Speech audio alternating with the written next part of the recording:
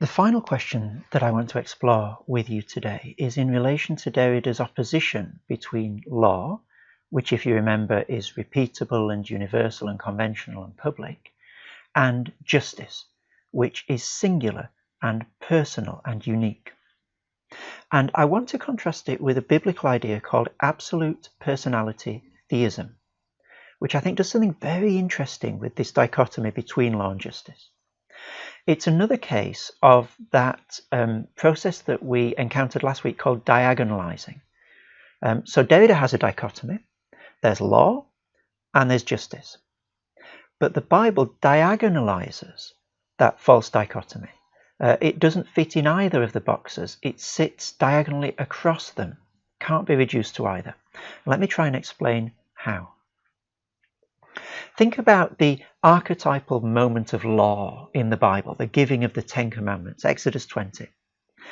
The passage begins in this way, and God spoke these words, saying, I am the Lord your God, who brought you out of the land of Egypt, out of the house of slavery.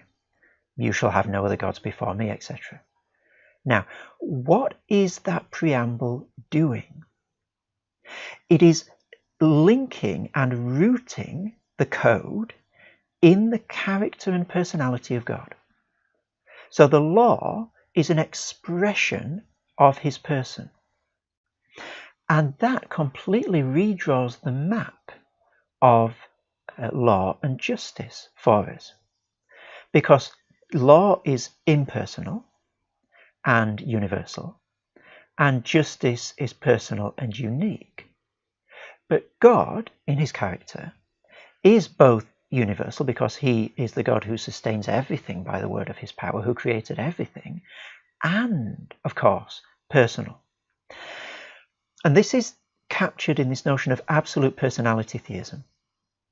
There are gods in different religions who are absolute. And there are gods in different religions who are personal.